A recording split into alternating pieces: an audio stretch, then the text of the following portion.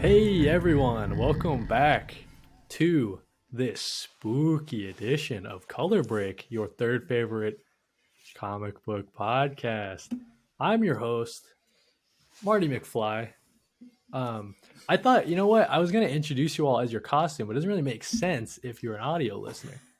So I'm Cody or Cody Collects, but I'm dressed as Marty McFly for this Halloween Yeah, I edition. guess we should say that this is the Halloween episode. That's why the intro was so spooky, Right, and we are all dressed up. right. Um, You're listening so Cody, to my co-host oh, Christian, I'm Christian or also Comic known Book as. Stash on TikTok. Yeah, it's a variation of Comic Book Stash everywhere else, but it'll be in the bio, so don't worry about it. Yeah. And Why don't you today, describe your costume, dude, real quick for the. so my costume, and you can't see all of it, and I could stand up, but I really don't want to, although I might later. It's a Might it's get a it's a demonetized. very niche, very Latino superhero called El Chapulín Colorado. He's from Mexico, and I love him. He has like a balaclava like head like thing that I would admit I broke it right before I sat down to record this. He also has antennas that I also broke. But yeah, that's me. Well done with the costume, dude. I think it looks great.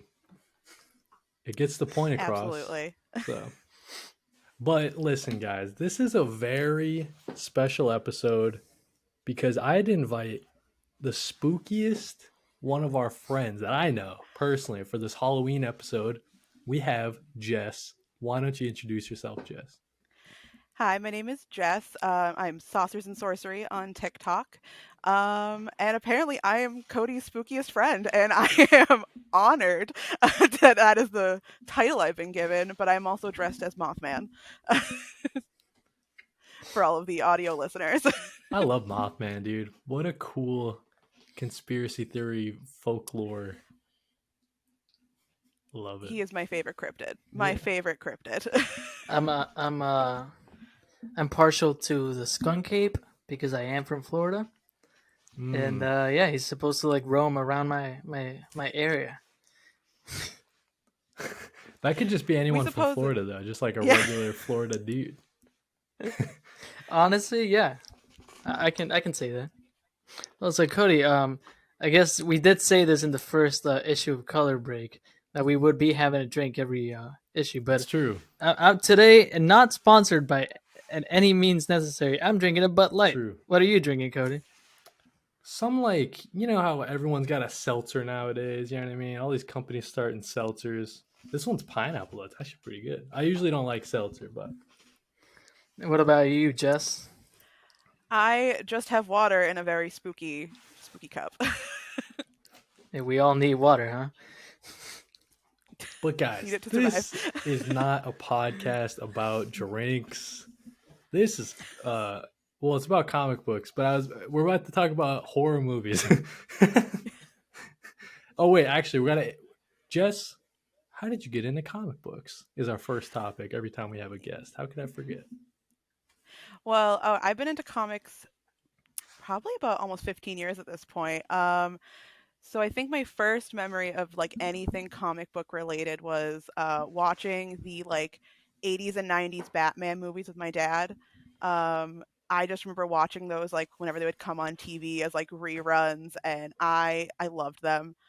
And Batman the animated series when I was growing up. And I think when I first got into comics, I was I think a junior in high school when The Dark Knight came out, and I loved it. I saw it in theaters twice, and I had my first car, and I went to the local Barnes and Noble, and they had this little display on like one of the side shelves, and it's had Brian Azzarello's Joker, and the little blurb underneath said, "If you liked Batman: The Dark Knight, you'll love this."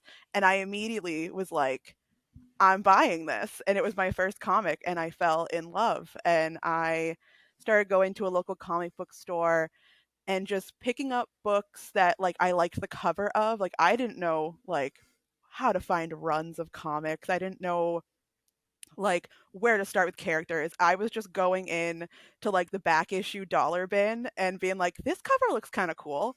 Oh, hey, they have the next one too. And I would just pick up things that I could afford because I was a broke high schooler.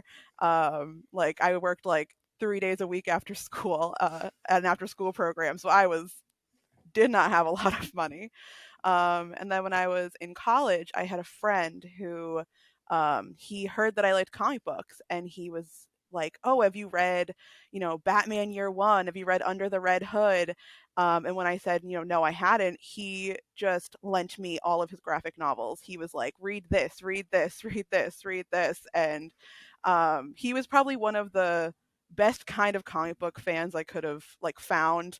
'Cause instead of, me saying no, I hadn't read that, he was like, he could have been like, "Ugh, you're not a real fan," but he was just immediately like, "No, I'm gonna lend you all of my books, and we're gonna watch a bunch of animated movies." And yeah, he was a really, really awesome like first comic book friend to kind of meet, who was very, very welcoming. And then the New 52 came out when I was a junior in college, and my friends and I were like, "Well, this is great." And we would once a week go to a local shop, and I would buy two titles, my other friend would buy two titles, and like about four or five of us would go, and we'd all buy one or two different books, and then we'd go back to campus and just like read and then pass our books around. That's so cool. Yeah. So, yeah.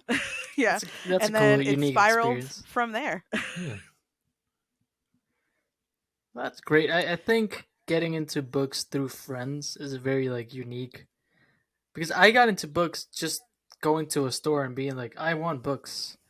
But recently I was lucky enough to at work I would always bring my comic books. I mean, I still do. I just bring like a trade paperback, and on my break or when it's slow, I'll just read it. And I have a friend. His name is Ivan. He listens to this, so you know. Oh, shout out Uh, Ivan. Yeah.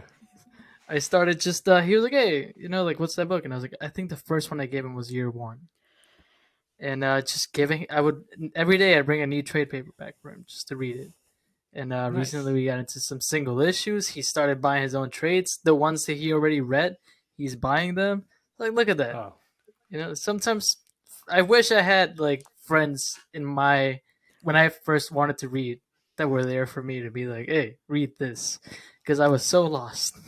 yeah. I mean, we talk about it all the time, right? Like there's 80 plus years of comic book history and all these stories and stuff like that, so it's really hard to just jump in. But we say it all the time, just start reading, right? Like go pick up, just like Jess did, any cover that interests you.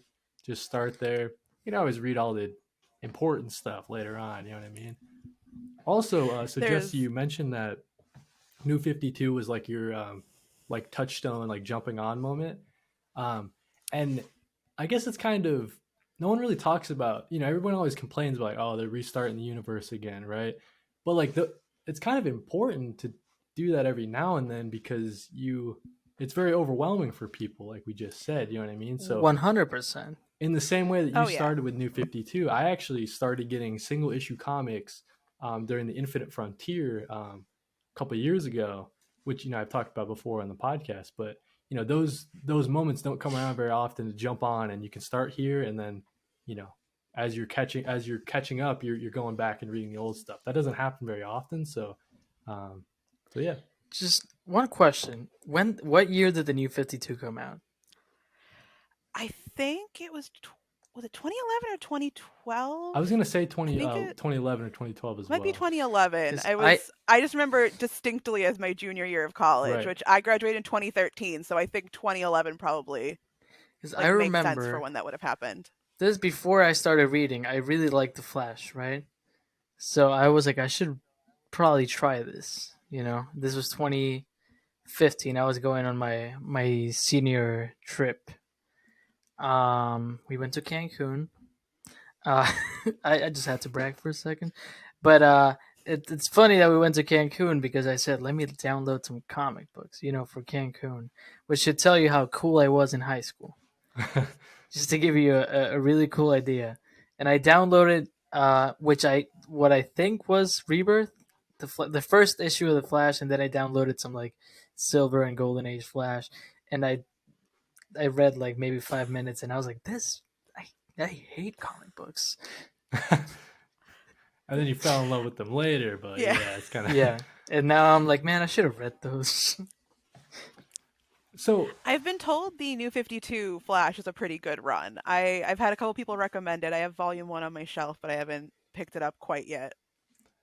So I was actually gonna ask you, Jess, from the New 52 era, like what would you say is like some of your favorite runs from New 52? Oh, there's everyone always says that the New 52 was terrible, but there's definitely some stuff I didn't like about it, but I would say there's definitely a lot of runs worth checking out. The Batman run and Batman and Robin are both fantastic. Wonder Woman is one of my absolute favorite runs. It was the run that got me into Wonder Woman. She's my favorite superhero. And while I don't think it's perfect, I don't love what Brian Azzarello did with the Amazons. The rest of it is just so solid, and it's the most self-contained book in the New 52. Like it doesn't there was a lot of events in the New 52, and a lot of books would get derailed for like an event story, and then they'd go kind of back to where they were going. Wonder Woman didn't have that pretty much at all through Azzarello's run. I don't remember a single like storyline that it was like, oh no, the death of the family happened or Trinity War is happening. No, it was just one really good self-contained story.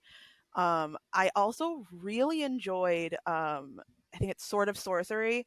It was canceled very, very early. It's an Amethyst of Gemworld book, and I picked up the trade on a whim because I was in a comic book store and they had it on sale, and I was like, "Oh, this is fantasy. This looks really cool." And I loved it. And when I found out that it was canceled, I was like, "Oh no, I That's don't not, have any more that's always the Amethyst worst. Princess of Gemworld." Yeah. I wanted to ask about like when you started getting into comics, because I know you just said Wonder Woman became as your favorite superhero. Um, First of all, I want to start reading Wonder Woman. So if you say New 52 Wonder Woman's great, I'll buy it It is. because. It's very good. But my question is, you said you were picking up random comics in the beginning, just sharing with your friends. Do you have like a point in which you were like, oh, these are becoming my favorites? Like, oh, I relate to this person, I relate to this character. Yeah, so initially my favorite superhero was Batman. I was very much I got in because of Batman the Dark Knight. So I was very very much into Batman. Um and I think the ones that I definitely had books that I picked up and put down. Like my friends and I have a memory of I got really excited because I saw Starfire was in the New 52, and if you know anything about the book that she was in the New 52, it was not good. It was Red Hood and the Outlaws, and it was one of those things where I was just trying a couple books here and there, and I would have disappointments like Red Hood and the Outlaws where I was like, this is not what I wanted. And then I would find books like I'd pick up Wonder Woman because somebody else who I knew was like, "Oh, you're reading New 52. Did you try Wonder Woman yet?" And then another one that I really enjoyed was also Suicide Squad. Was surprisingly really good in the beginning. It kind of did kind of go downhill because of a lot of the events, like Forever Evil especially. But I already liked Harley Quinn, so when someone told me, "Hey, Harley Quinn's in this book," I was like, "Oh, I'm going to pick this one up." And we kind of all just picked up a bunch of different books throughout the New 52. We'd pick things up and drop them, and but yeah, Wonder Woman definitely was like the character that I really got into during New 52. But I do still have a soft spot for Batman and Damian Wayne as Robin. I do have a soft spot for Damian. Yeah. So actually, we're talking a lot about DC. Would you say that you're more of a DC heavy reader than a Marvel? Yeah, I do have Marvel characters that I really like, but I do kind of gravitate more towards DC.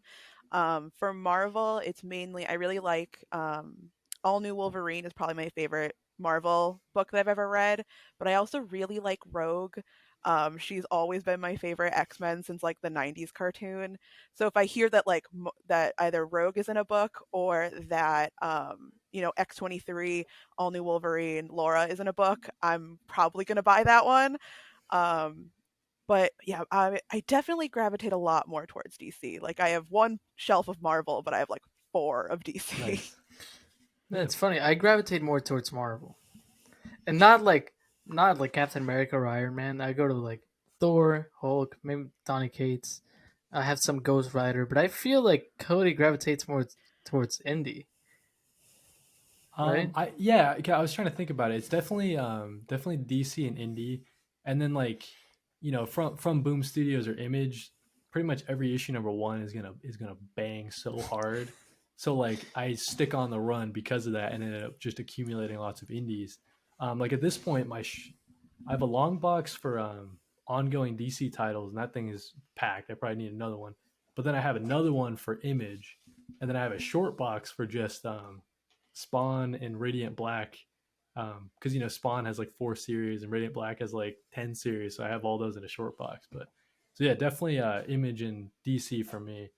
Um, but so you mentioned All New Wolverine. That's like the omnibus that I want to get that so bad, but it's been so out of print. I hear so many good things about it. Tom Taylor writing, so that's an omni that I would love to read just because I've heard so many good things about it. But Yeah, I don't have the Omni. I have the like single trades. I wasn't able to find the Omni either. A friend of mine kind of really recommended checking out All New Wolverine. And I found the volume one. I think I got it used for like $4 wow, online from like Better World Books, I think, or some like used book vendor. And then I got hooked, and I was like, well, I already have this like trade, so I just kind of kept going with the getting the trades versus like trying to hunt down an Omni. You got it in what they call reading condition. Yeah.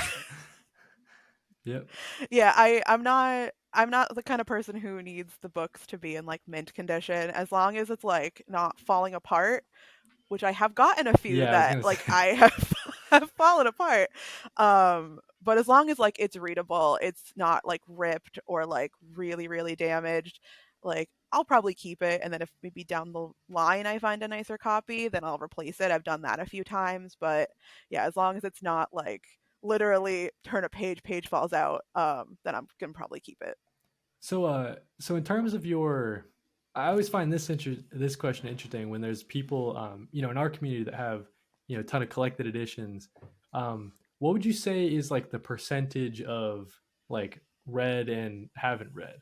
'Cause I know for me, Ooh. it's probably like 99% haven't read. So, um, Okay, so I feel like I'm definitely over 50%. Um, I'm in the process of trying to collect as much of like Sandman and the extended universe that I can. So there's definitely a chunk of that I have in my collection I haven't read.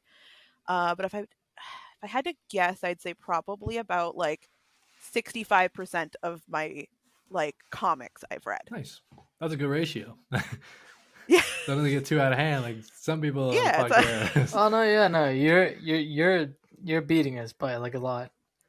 Like Yeah. when Well, me and I Cody have been say collecting we're for years. when me and Cody say we're new readers, we actually mean we're new buyers. We that's just keep true. buying books. They stay there. And it's like one day. Yep. One day. The hobby of buying books and the hobby of reading books, I think, are two separate Oh hobbies. yeah, for sure.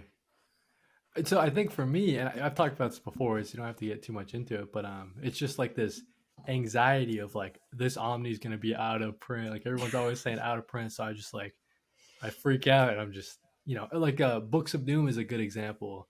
That one was like everybody was talking about it, so I had to pre-order it. I don't know if it's out of print yet. Probably doing fine, but I had to get it pre-ordered because I'm an insane person. Who knows when I'll have Oh, time to read it? It's like this thick, dude. There's no way. that's how I But felt about Ultimate Spider-Man. You were like, "Hey, it's like $50. It's gonna go out of print." And like today, I was talking to my friend Ivan again, and I was like, "Hey, this book you would like," and like he went on it, still there. It's been like 2 months since I bought it, still there, still sorry, the same Christian. price. Yeah, it's You one of know, those things. it was like Cody called me at like 4 a.m. He didn't, but like it felt like that. I was like, "You need Christian, right you now." gotta get. He sent me the Oh, link. I mean, there's definitely books that I've held off on and then they've skyrocketed. Like there's one that I've been looking for. I think it's called Hexed. I got it as a recommendation. It's basically from what I was kind of told is it's like this girl can kind of she's hired essentially as like a magical like robber, and it sounded so cool, and when I initially put it on my wish list it was like $15, and now the Omni is like 85, and I'm like, well, I think I missed the train on There you that go. one. Yep. Um. Yeah. So I don't know how you guys feel about moving on to our next topic. Just I'm to down. keep this in a Yeah. nice tight 1 hour. So I think we're gonna go around the room. We're gonna talk about comic horror movies that um, you guys either resonate with you in a certain way, or you think this is like the pinnacle of the genre. And I figure maybe we can do, if you guys have any runner ups, honorable mentions, and then we can go around and do like everybody's three, everybody's two, everybody's one. So yeah, I guess I'll throw it to our guest, Jess. So I would say for honorable mentions, mostly because it's not horror, is probably going to be Nightmare Before Christmas. Like it is. I know we were talking about this earlier. It was like favorite Halloween movies, and that's the kind of movie that, oh, it's one of my favorites of all time. But as far as horror movies, that's an honorable mention. I probably have to give the Saw franchise like an honorable mention. I have a soft spot, especially for Saw One. Um, Me and one of my best friends, she and I are just like big Saw fans, and we're slowly trying to make my husband watch all of the Saw movies. Nice.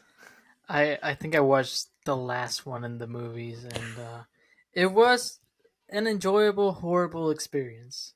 Yeah, that's a perfect description of Could Saw. not It eat is my popcorn, enjoyably but horrible. Which Saw movie do they go in like that pit of syringes? That is Saw 2. That is so far it's my husband's least favorite. Gotcha. His favorite so far is I think he said 3.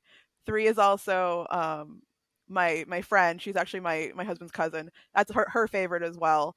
My favorite is the original The still. But OG. yeah, the syringe pit is Saw 2. Yeah, like I remember seeing that whenever it came out, however old I was, and I was like, I never even thought about that.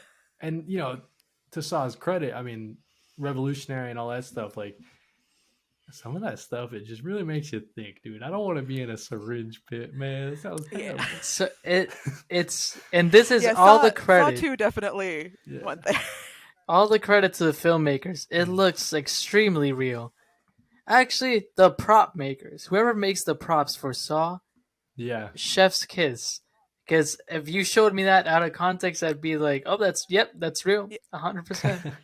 I saw a video about how they did the syringe pit, and what they did was they had syringes and they had like a crew of people that would take the actual needle off the syringe and put like little like fiber optic like wire, like the stuff you have in those, you remember those old like early 2000s fiber optic lamps that like Right. had like the color. Yeah, that's what they had to do to all of those for the pit. Is every single needle had to have the needle taken out and replaced with like a little rubber fiber optic like wire. Gotcha. That's cool, actually. Yeah, Yeah. that's really cool. Look at that, we're getting some insight. D- yeah. That's all the insight I have. I have nothing else. Do you have any other honorable mentions or? Ooh, I recently watched Terrifier for the first time. Okay. That one is that one. If you like creepy clowns, that one is it's a roller coaster. It is. I hadn't seen it, and I had somebody recommend it because Terrifier 2 just came out, and I was like, well, it's on this free streaming app. So my husband and I sat down and watched it, and it's a ride. But I think one I'd actually really recommend is probably The Ritual on Oh, Netflix. nice. Yeah, that one. I watched that one very recently, and it was the monster design is very cool. Yeah, the ritual's pretty cool. I like the ending. It kind of zigged when I thought it was gonna zag. It kind of took me for a crazy spin, but I think that movie was really well done. Yeah, I'd recommend the ritual. I'm not really a horror movie kind of guy. I'm kind of a baby. So when you guys hear my Rex, you're gonna like, that's not really horror, dude. Maybe I don't know, but so yeah, Christian, you got any honorable mentions, dude? So I do have to explain my situation a little bit. I don't Okay. like horror movies that much because they do what they're supposed to do. They True. scare me. And I cover my ears and I'm not ashamed of it. But I will give first I will give an honorable mention to a show, not a movie. Okay. I think it was called Paranormal State. It was on like Netflix back in like 2014. And I think I remember when that came out. me and my mom watched the entirety of the show. My mom is the biggest horror fan of all time. Anything that has the word demon in it, she will watch. She just It's like likes my horror mom. movies. She actually, Yeah. and I'll give. She gave me a list of something she likes that I will read. But my second honorable mention. It's not a scary movie, but Monster House really freaked me out as a kid. Monster House, the animated movie. It's not scary, but it scared me as a kid, so I'll put it there in the list. And my mom gave me the You know list what, of. dude? That movie Go is for it. scary. I don't care what you say, Christian. The animation style is like it's so kind of gross looking, dude. I love Monster It's House. It's my girlfriend's like favorite Halloween movie. it's a great movie. I Nah, that rewatch it movie's every scary, year. dude. Hmm. No, and my Yeah, mom gave me a list. I was like, hey, I don't know horror. We're gonna do a horror episode, and she was like, I can tell you what I like. Well, I asked her. She gave nice. me Pet Cemetery, The Mothman Okay. Prophecy, Poltergeist, The Conjuring, Mm-hmm. Blair Witch Mm-hmm. Project, because she watched it before Mm-hmm. they knew it was a fake. She said Right. Insidious 1, but not the ending. She did not like the ending. She made sure to let me know that. And then she said The Exorcism of Emily Rose. That That's movie her scared. list. That's one of the few. I watched that probably far too young. I used to go with my dad and my sister and my stepmom to my cousin's house, and I would watch horror movies with my younger cousins. And that was one of the ones that like I genuinely had nightmares. And I think we watched that like right when it came onto DVD too. Like the Exorcism of Emily Rose definitely was one that genuinely scared me when I was younger. Yeah, Yeah, I've no, heard scary things about that one, but yeah. she loves horror movies. She recently watched Smile. I also watched Smile. Smile terrified me. It's not very scary, but I'm me. So I was covering my ears the entire time and sort of covering my face, like this for the video viewers on YouTube. Yeah, it scared me a lot. But Cody, what are your honorable mentions? Yeah, I didn't come prepared with any. No, I mean I could give a shout. I don't want to step on anybody's toes in case this ends up being on their list, but yeah, you got to give a shout out to the classic slasher flicks.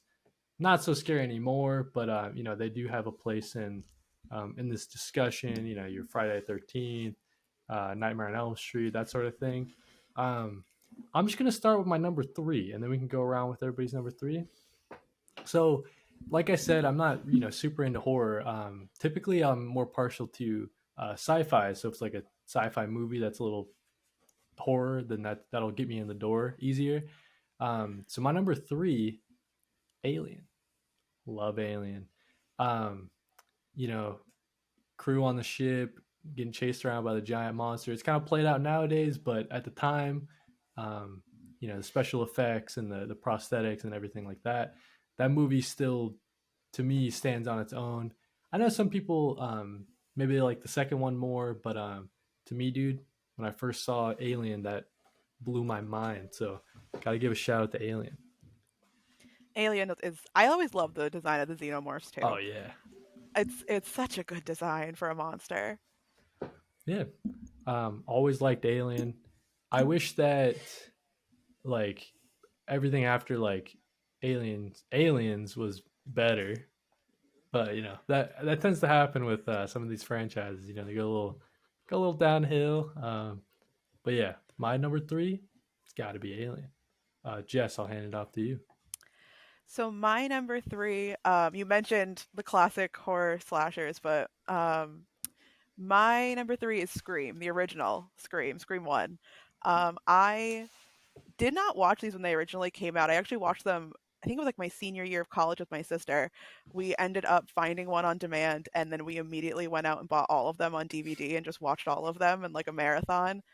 I love Ghostface. I love the original Scream. I think it subverted expectations at the time. I think in like just the right way, and also Matthew Lillard is in it, and True. I I enjoy him in anything I've seen him in. Like I enjoyed him in the Scooby Doo movies. I think he's a fantastic Shaggy. I think he's awesome as Stu and Scream, as well as what was it?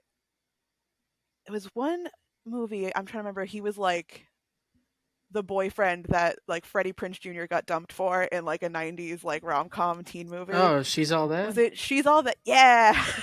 I think I so. thought he was so funny in that as well. Like I yeah, Scream 1 though, it has a special place in my heart. I find myself rewatching it a lot, and I have the DVD for it as well, and it's got a special place in my little collection. Yeah, I like Scream. That's a classic.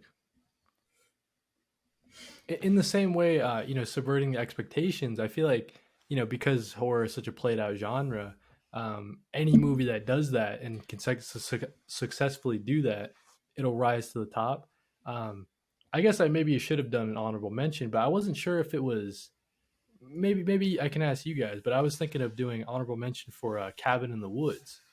Would you guys consider that horror? I mean, it's not. Yeah, I would think Cabin in the Woods is I'm also like I would say probably a bit looser than some people are with like, oh, this is horror, this isn't Mm, horror.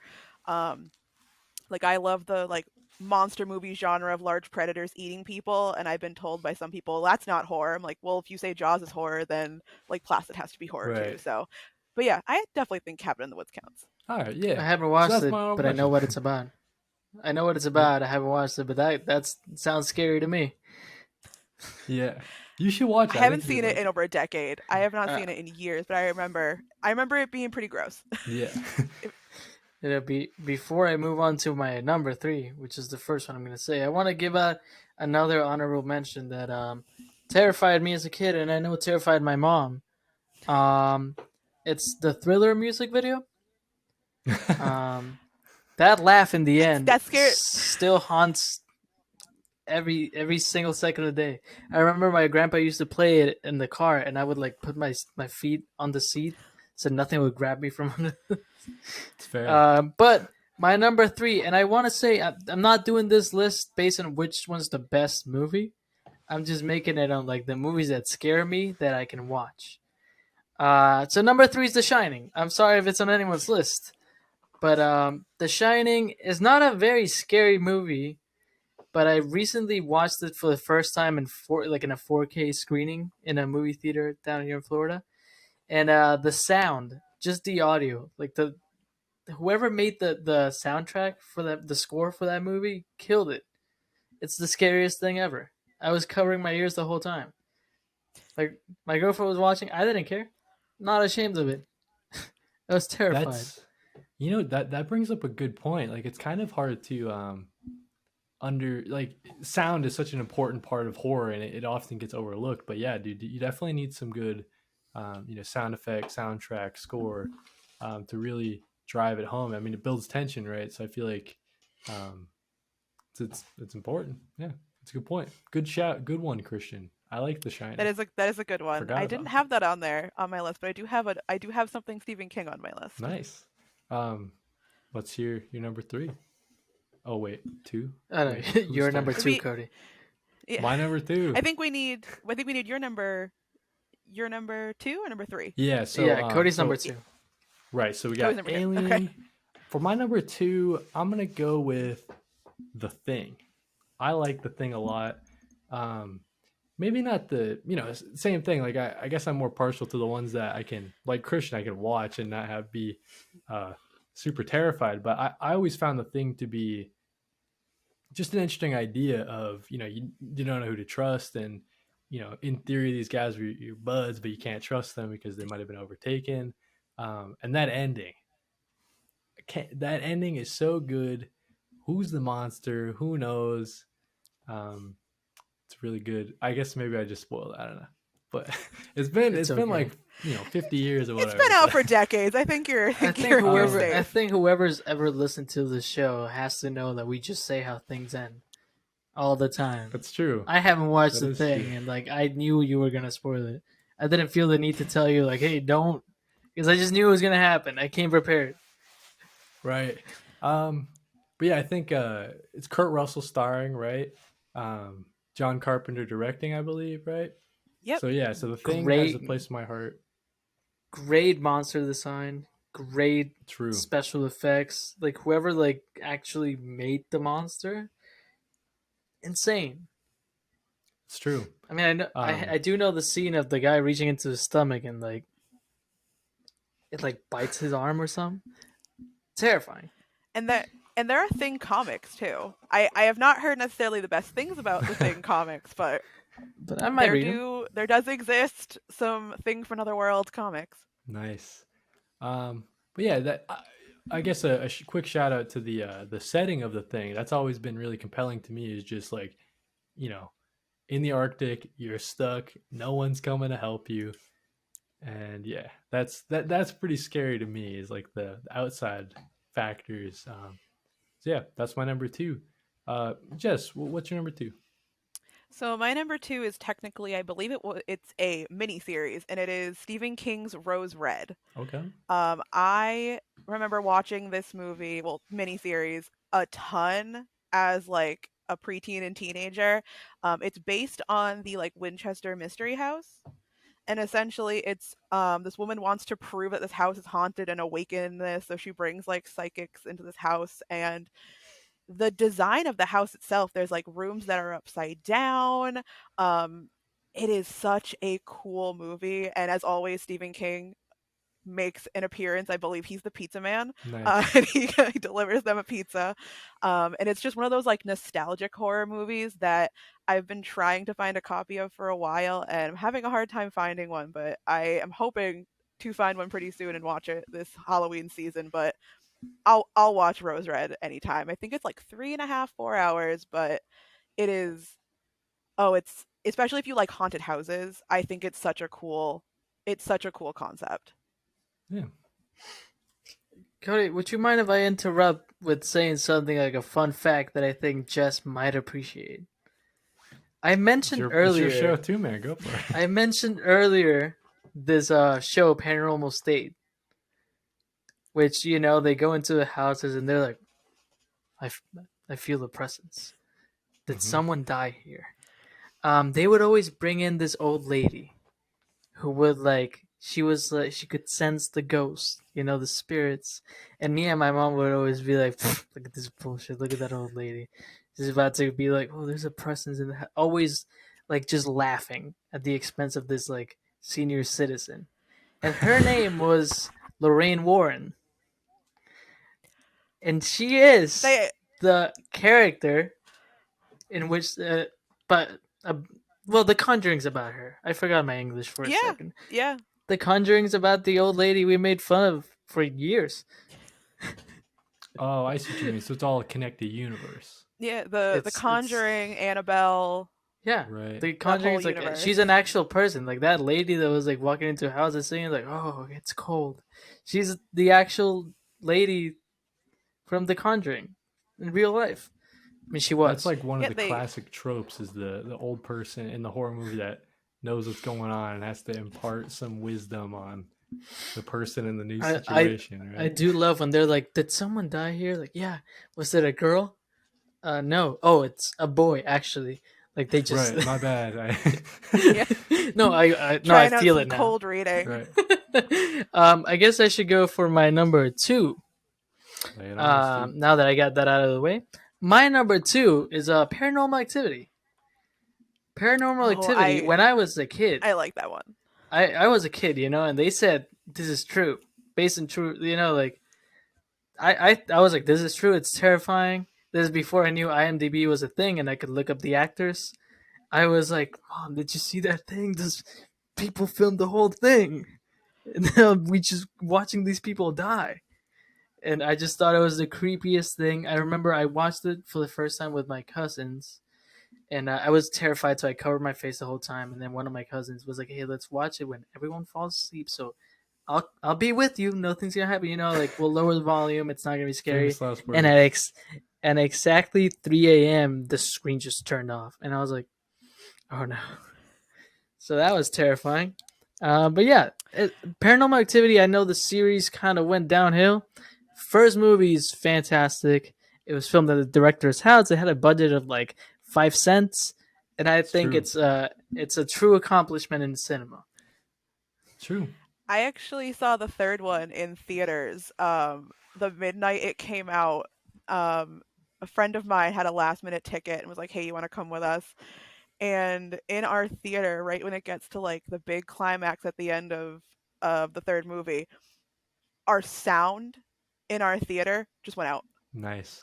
So like you had the visuals and no sound. So everybody comes out of the theater and is like approaching the poor like person probably working minimum wage at like the popcorn like concession stand.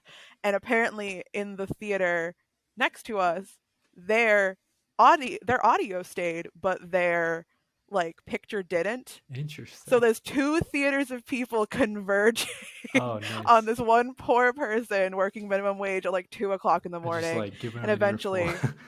eventually they like rewound it. But I just remember laughing because right when our sound cut out, bit of a spoiler for the end of the third movie, there's a bunch of like witches that come out and like attack this like family essentially, and we had no sound. And my friend I was sitting next to, he's like, I wonder if they're just saying like get him girls, and I just started laughing in the middle of the theater.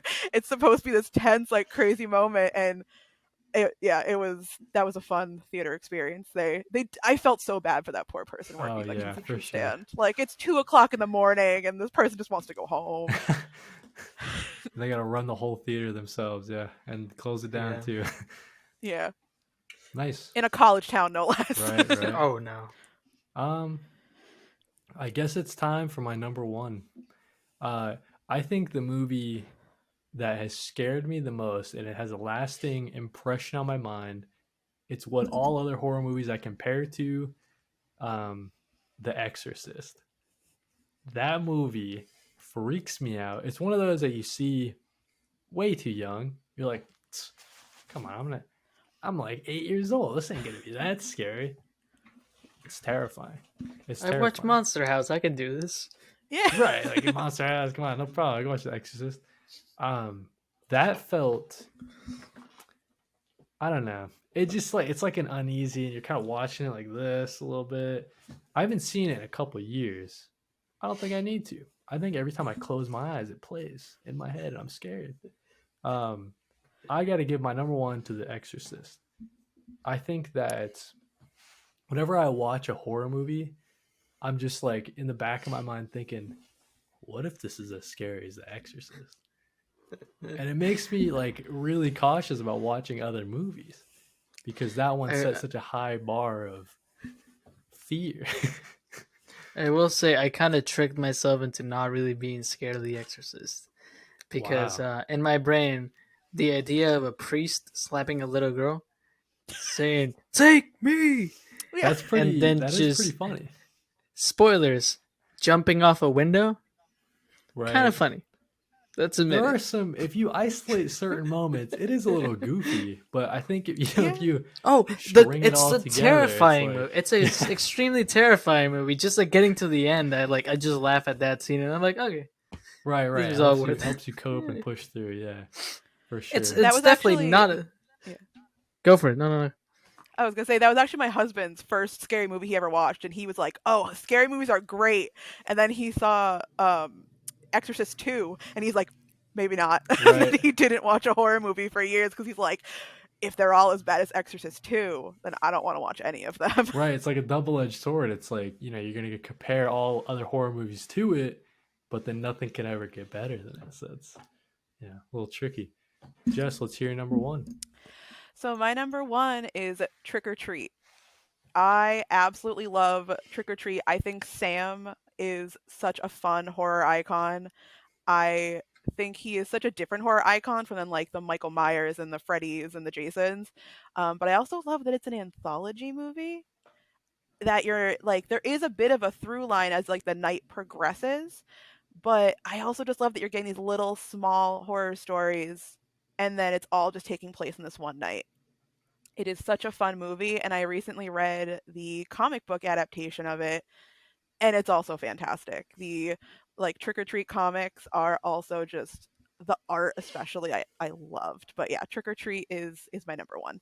I'll have to check that one out for sure. Would you say it's like really scary or It's Are we gonna die? I wouldn't say it's like super scary, but it's just a really fun Halloween movie in general. Like I think it also kind of depends on what like scares you, because there's a right? lot of different sort of, because it is an Everything. anthology, so you're getting maybe there's ghosts, maybe there's a little tiny boy named Sam that if you don't follow his rules, bad things will happen to you. And there's a couple little things that do subvert your expectation a little bit, and it's a really fun like anthology short little horror kind of moments. And I genuinely love anthologies. Like I grew up on like Are You Afraid of the Dark, Tales from the Crypt. It's probably why I've been really loving the Creep Show TV series on Shudder.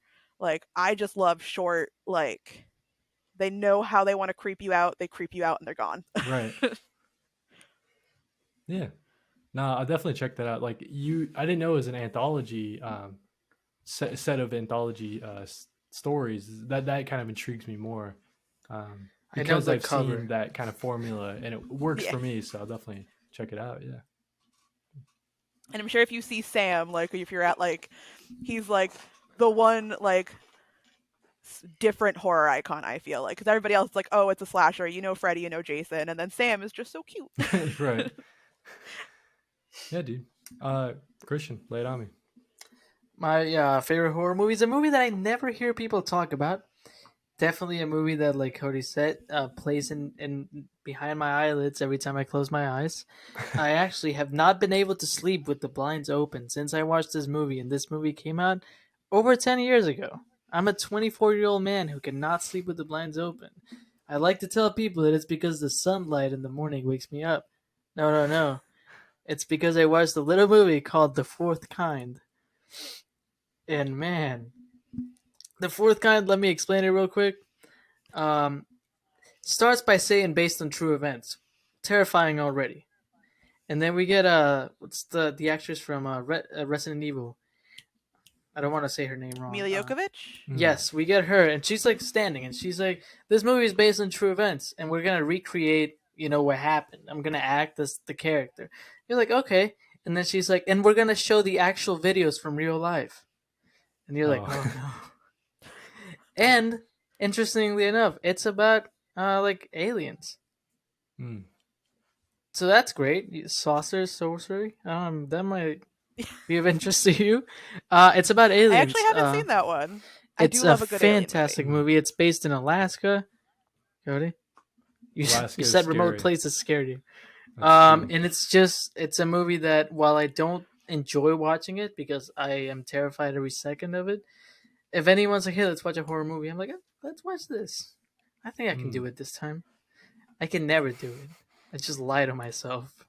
But yeah, no, if you haven't watched The Fourth Kind, please do. It's a fantastic movie. It's a mix. Like they'll show you the footage from real life, but then they'll show you the recreation of it, which tricks your Right. brain into thinking it's more real than it is. Right. Yeah, fantastic movie.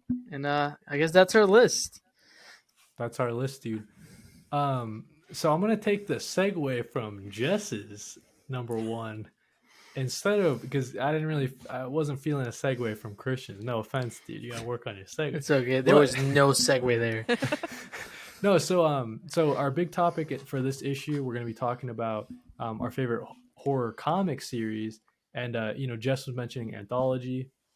Obviously, that's a it translates really well using that formula into comics as well. First horror comic I'd like to talk about, Ice Cream Man. It's classic. I think Ice Cream Man will go down in history as being like that's good. That's a good horror series. I think so. I don't know. Has anyone else read Ice Cream Man? It's have on my read- list to read this month. It's on my shortlist TBR to read before the end of October. Yeah, I think have- Jess. I think particularly Jess will enjoy it. What about you, Christian? I read issue number 1. I think it might be there in my shelf because I bought it for my girlfriend. And Oh. I read issue number 1, and then she said, "It's my book while you're reading it." And I said, "You're right. Why did I take it home with me?" So I stopped reading it. Nice. And yeah, so I gave it back to her, I think. Or it's here. Regardless, it's great. It's scary. Yeah, I don't read a lot of horror books. I think I read one series, and I don't know if you'll consider it horror, but the rules are loose in here. But yeah, I agree with you. So I think the thing about Ice Cream Man that I like a lot is that it's just more it's more consistent than other horror anthology series. Because another one is that I'm reading right now is Silver Coin, and that one has lower lows than Ice Cream Man ever does. Because if the issue in Ice Cream Man isn't scary, it's at least like thought provoking, and it provides like other, other stuff. And I think the art is pretty good too. Um, Oh, the art is fun. yeah, like it's pretty clean and really thin lines. The coloring is always really good. Um, and yeah, And then you sometimes they'll just got, hit you with a issue that's like, makes you think about life and death and stuff. And it's like, oh, that wasn't that and then you scary, got but it's kind of cool. haha, right? Haha's another one. Same Haha's kind a of spin-off idea. of Ice Cream Man, right? I don't know if it's like in the same universe or a spin-off, but that is a series that I've collected as well. Not as Someone told good, me it was. but Someone told me it was like a spin-off. it Um, might be. I think it has the but same creators, but then we I don't there. know. Clowns don't really do it for me. Not really that scared of clowns, if Clowns, I'm being honest with you. clowns terrify me. I can tell you when I started getting scared of clowns. I was watching. I came to the United States for like the third time in my life, and I was like, I'm going to Disney." And then I woke up in a hotel room, and I think season 2, episode 6 of Supernatural was playing. Everybody loves a clown. You know which one, Jess? You're smiling. I am a Supernatural fan. Welcome to I've Sam watched yeah. it. Winchester is afraid of clowns. Yeah, I think it's Everybody Loves a Clown is the name of the episode. And I woke up alone. And you know those moments when you used to wake up and go to your mom and say, like, "Mommy, I threw up," or some things like Yep. that? I just said, "Mom, there's a clown." And that's terrifying. So, Yeah. uh, I guess, Jess, any comic books, horror comics you would like to recommend or that you read? Oh, I have a lot that I could Lay recommend, but like I know maybe you two or three mentioned. on us, and Yeah. So I have a couple with me. So one of them I have is Lock and Key. mm, So this is written by Joe Hill, who, if you don't know, he's actually Stephen King's son. And it is a story about this family that after the death of their father, they moved to their like ancestral home in Lovecraft, Massachusetts, and they start finding keys, and only the kids can see all the magic in the house, and it's these keys can do these magical and sometimes horrific things, and I love that not only is it like okay magic house keys, but who else could be looking for these keys? Also this family dealing with grief, and I really enjoyed Lock and Key. I think it's a an absolutely like fantastic series. And there's a Sandman crossover in one of the so the main series is I think 6 volumes, and then there's Lock and Key Golden Age, and there is a Sandman crossover in Golden Age that I did not know about until I was reading the book, and I was like, is that the key to hell from Sandman? And it was. right. That's really cool. There's Yeah, a when you show. notice. Yeah. There's a show I too haven't for. watched the show for Lock and Key. I've been told it's pretty okay, but I think the comic is very very worth picking up and reading through. Yeah.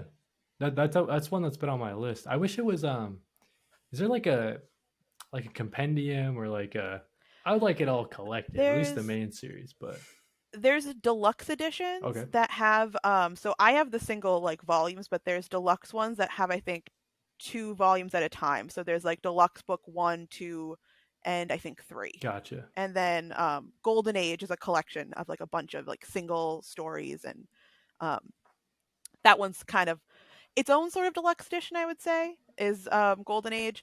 But yeah, they do. I don't know if there's an Omni, but I know that there are like definitive deluxe editions. Yeah, cool. That's one that it's always intrigued me. I'll try to check it out digitally before I like commit to it. But yeah, I mean Joe Hill is, I mean, he learned from the best, right? He puts out some Yeah. crazy good stuff.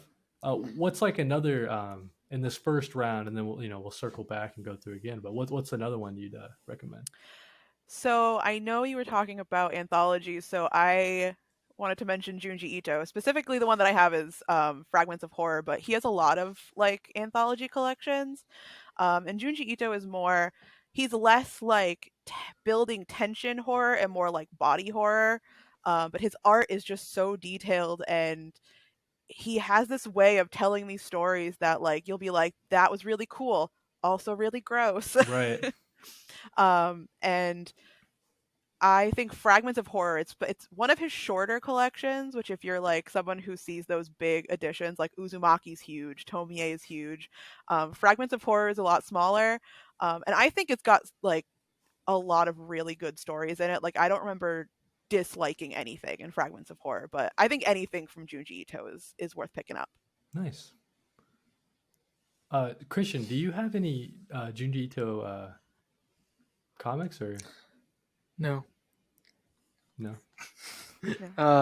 I guess I can say like my one horror book because I have none. I'm gonna like straight up just let you guys talk after this. Well, no, I mean you I can don't know. jump in whenever you want. But... I consider horror because of the concept of it. I think it's kind of scary. Um, Nice House on the Lake. Totally. That is I don't. definitely horror, yeah. I don't think I can go an issue of this podcast without talking about Nice House on the Lake. It's what a concept. Just no, like for sure. it's so scary. I absolutely have adored reading through that. It's Yeah, terrifying. It really just like, I mean, we're talking about subversion and stuff like that too. I think Tinian or Tinian. I guess people joke and say That Tiny guy. Onion, but dude, he's just killing it right now. Christian, would you say that Nice House is like it'll probably end up being at the top of your list, right, for the like series of the year? I think it's going on another hiatus, which kind of stinks, but No, there's 12 issues and 11 comes out next month. gotcha. They're Maybe taking I'll a put something hiatus else. for one issue. I think it's the dumbest thing ever. I actually will say Nice House on the Lake works better as a trade, and I stand by that. And I've been reading it single issues, not by trade. I think it would work better as like a one book because they took like a 6-month break, and I know Yeah, it like took two characters. Yeah, it was kind of crazy, and then yeah, it's definitely would read better. It's one of those books I would read better in a trade for sure. If you put a gun up to my head and tell me to name 3 characters from that book, I could not. I would be dead right there. Right, But I'm with you, dude. having said that, my favorite comic books run of all time so far. I mean, like, That- yeah, I don't know the character names, but it's still scary. So that's a good segue to so Tinian's he's just killing it right now. Obviously elephant in the room, probably everybody's, maybe not everybody's, but maybe like favorite recent comic series horror is Something is Killing the Children. That's one of my favorite right now. I'm probably a little bit behind, but that's one of those two that I'm kind of waiting to be able to read all at once. So I have this big guy here, unopened, but I read it in trades, and I've been collecting the ongoings. But yeah, Something's Killing Children is really cool. Just like the world building, right? Like there's, like these different houses. They're hunting monsters. The monsters are trying to kill the children, and you have to like undergo some special thing to be able to see the monsters in the first place. All the adults are just like, "What are you talking about?" It's really gory. If you're into the name of the book gore, tells you exactly what it's about. Right, it's one of those you can't really say the name on TikTok or else they'll Yeah, no, I will say I read volume 1 and I did think it was great, and I do want to buy the second volume. I just haven't. It's not that I haven't had the money, but I haven't remembered to buy it, and then by the time I want to buy it, I don't have the money. For sure, I know what you mean. It's like it's one of those that's like, it's good and you know that you're gonna get it eventually. So it's like it's not like a super priority, I guess. I've definitely felt that way. Jess, have you checked out Something's Killing the Children? I had a preview of it in a free comic book day, and I immediately bought the first volume, but I have not read it yet because I only recently bought the first volume. But it is on my TBR, and if it's anything even close to how good The Nice House on the Lake is, then I am incredibly He's a great excited writer to pick it up. Yeah, he's a great writer. He really, and I think too, this is like a whole other discussion, but near the end of his Batman run, you can start seeing like his mind's wandering. Like he wants to do more creator-owned stuff. He has all these like insane ideas, like Nice House on the Lake. Like who would even think of that, dude? You're a weirdo. I can tell you this But right yeah, now. I do not. I've been reading. There's only 2 issues of Night House on the Lake left, unless someone corrects me. Then I'm wrong. Um, don't know how it's gonna end. No idea. true. I That is cannot tell true. you how they're gonna wrap it up in 2 issues. I know he will. I trust him that much. It's I'm just just so trying to look wild. at the how long the break was. Yeah, so just to go back to our Nice House discussion, November 16th, and then the next one came out March 1st. So there was like a big chunk of time. Um, but yeah, nice. Something's Killing Children. Nice House on the Lake. He's amazing. Jess, do you have another one you'd like to recommend? I do. So I have the Me You Love in the Dark. Mm, I picked this one up this past summer and I think I read it in like 40 minutes and then I spent like another 30 minutes just flipping back through the pages and just looking at the art and like rereading pieces of it. I absolutely love. This is probably like after I read Lock and Key, I had read a couple things that were like kind of horror related and I was like, "Oh, these are pretty good. They're all right." And this was like the first one since like Lock and Key, I think, that like wowed me that I was like, "Oh no, this is fantastic."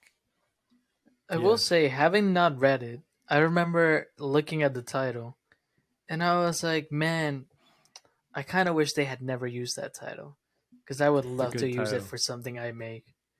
Like if I That's a made a good movie, title. that's such a good title. Like the name itself just makes me want to read it because something is killing the children. It's a title. Yeah, I wouldn't have read it if no one told me like, no, you have to. But the Me You Love in the Dark, that's a name. I And it's almost it's definitely worth reading. it's It's it's super amazingly sick. written, beautifully drawn. Yeah. It's So fantastic.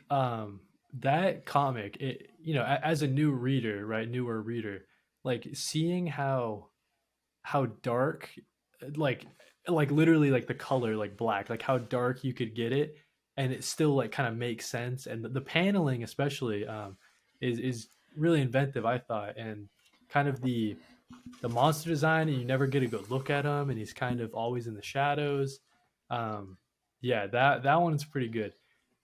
Obviously, it's not like super scary. I don't know if there's like a comic book, I don't know, that like will really freak you out in the same way that movies can and create that tension. But Me Love in the Dark definitely has, definitely I will pushes that say, for me. But I will say, Christmas is coming up. Just putting it out there, Cody. that's true, Christian. That is true, buddy. No, it honestly. I actually, I'll tell you this. I don't know what it's about. I don't want to know. I kind Nice. of like everyone's recommended it to me. Mm. Well, everyone, you two, the two of you, everyone I have talked to about this book has recommended it to me. It's only you guys, but like that's all I need because the No, name's dude, already. you would love it. You would absolutely It's love it. it's fantastic. Scotty Young, man, he's cool, cool guy. Who did the art for that, Jess? I forgot. But Let me see. I have it. Jorge Corona. okay, yeah, dude, keep Oh, keep that guy on your radar, man. That guy's The art in this is absolutely fantastic. yeah, it's yeah, really cool. Do you have another one, Jess, that you'd like to? So yeah, so I wouldn't say this one is fully horror, but it has like little elements of it. And I have to plug Sandman. Got it. I You got it. always love Sandman's my favorite graphic novel series of all time.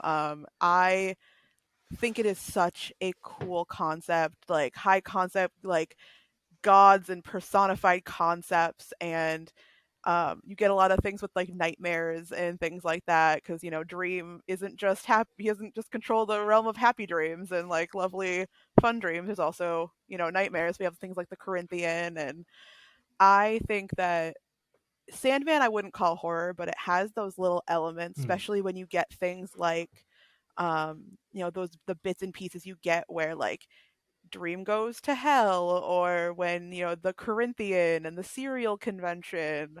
It's kind of hard to like say more right. without giving anything away. I mean, But it I is it is absolutely fantastic. horror. It doesn't like have like horror can be a concept. These concepts really scare me. Like for example, the movie Us by Jordan Peele. The movie's not that scary. It's a great movie, but it's not that scary. The concept? Like Yeah. looking across the street and seeing yourself, that's one of the scariest things I've ever heard about. So That's true. yeah, no, 100% that can be horror. Like, Yeah. just Yeah, say and it's it's horror. Just stick to it. Right. well, I definitely think it has like little flavors of that, especially, when you get things like him dealing with the Corinthian and just like some of the designs and the character designs, I think, like have the potential to be terrifying. Right. Like his eyes are teeth. Right. His eyes are mouths and all he has are teeth.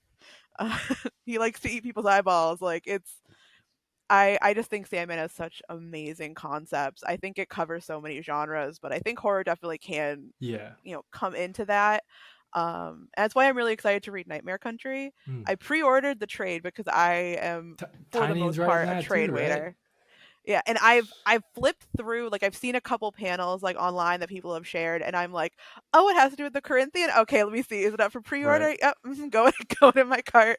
Whenever it's released, it'll come to me, and I will read it immediately. That's always like the so like I mean if you are into Sandman, oh man, you are eating so good right now. Like there's so much Sandman content to go back to. It's this whole expansive world. And I think, sometimes people might feel like, oh geez, where do I start? I was kind of like that. I'm somewhere in volume 1. I think he just escaped and put that dude into, like my first taste of like his powers. Um his captor, and so that's where I'm at right now, and I'm waiting for like a good time to you know just dive right in. I got the Sandman omnibus, and I've enjoyed what I've read so far. um One of those again that it's so good, I know it's good, and I dip my toe in. Water feels fine. I'll just wait, you know what I mean? No rush. I know it's gonna be there for me, but yeah, that's a good pull, Sandman. It is such a fantastic series, and the extended universe has some amazing things too. Right. Like that's kind of what I'm trying to collect right now. So that's my everything's out of print aside from the brand new stuff. So it's just me hunting in like random shops whenever I go out or like searching That's super eBay. fun though. Yeah, just trying to complete like the whole Sandman. That's cool. All right, so I got two more quickly, and then maybe Jess can end it with some more recs. But so I just finished this today. I'm working on a review for it. Witches, written by Very good book. Snyder Jock, doing the art. Dude, this Christian, you would dig this, dude. So essentially, just the premise, little setup. Don't want to spoil too much. There's a lot of cool twists and turns in here, Is it but about witches? so you think so, but the whole thing is like, okay, witches in this world aren't, they don't ride on brooms and, put spells on people. They're like these primitive beings that have been in, like the woods of New Hampshire or whatever for however long, and you can essentially sacrifice like someone in your town and just throw them to the witches, and then the witches will like hook you up with, like, they'll make all your dreams come true. They have all these wild powers, but the character design for these witches, that's some haunting stuff, man. I'll try to flip through and find like a good page, but essentially they're like, with Jock's artwork, they're like these huge, like elongated, you know humanoid like people, but they're climbing in the trees and you can see just their eyes poking out. So it honestly is terrifying. And as someone who has lived in New England uh these last couple of years, like having it set in New Hampshire, I thought was really, really interesting. um but yeah, like, some of this artwork and the coloring especially is just That's nice. like absolutely insane. I'm probably That's not doing nice. it justice by showing it like this, but a lot of stuff I'd never seen before. And at the very back, he has like the process of how it was made, and like, he watercolored it all on top of the inking that he was given. Oh, I that's don't know. I I think already want everybody that. should. Cool thing about It is this such a good is, read. because it's a part of Image's whole like volume 1 thing. This is $10, and this is like one of the best $10 you'll ever spend in your life.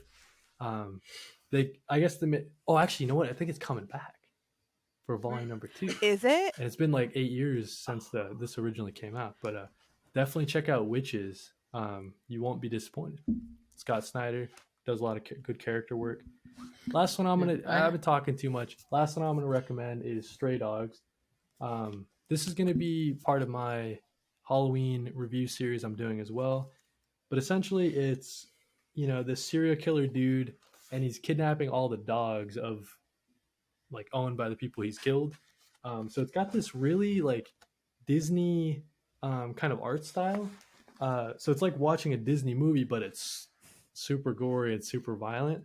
So it's just like really different than anything that I had seen before, just because of like, I mean, it's got this cutesy art style, but these dogs are trying to figure out like, all right, this guy's killing our owners and all that stuff. So definitely recommend Stray Dogs. I have Uh, one more book I Go forgot for to it. mention. It's not really Yeah, man. scary, but it's scarier than the show they made about it. Okay. Marvel Zombies. Hmm. Marvel Zombies is not scary. If zombies scare you, then yes, it is scary. Also, if the Marvel Universe scares you, terrifying.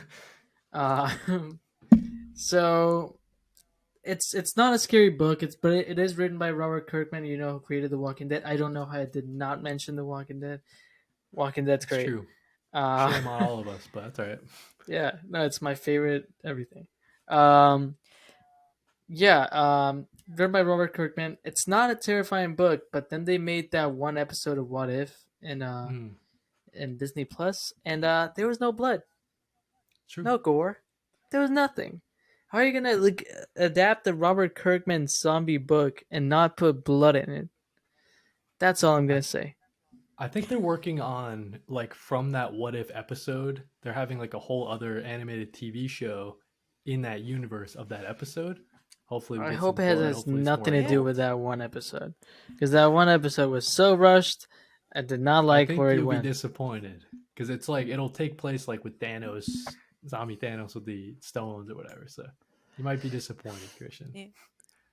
The story is If you it's like just Yeah.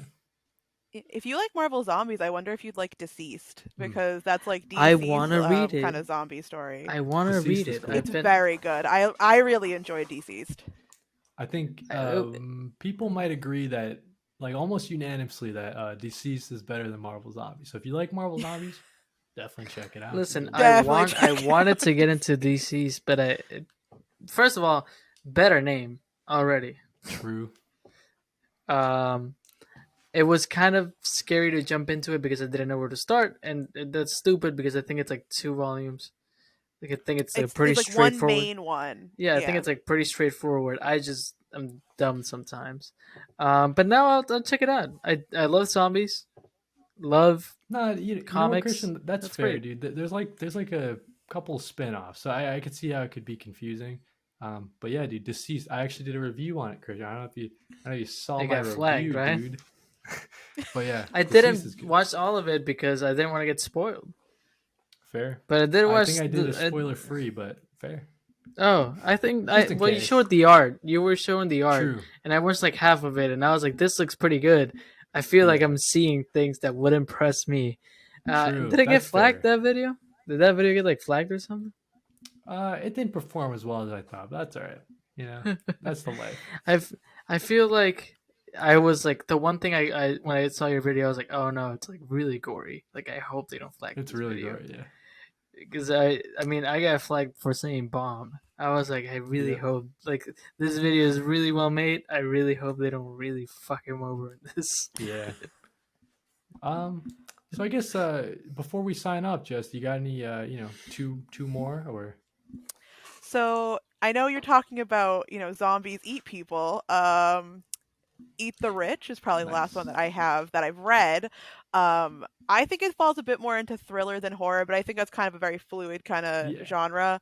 I really loved it. It's a really good summer read. And there's one I haven't read yet, but it's on my TBR.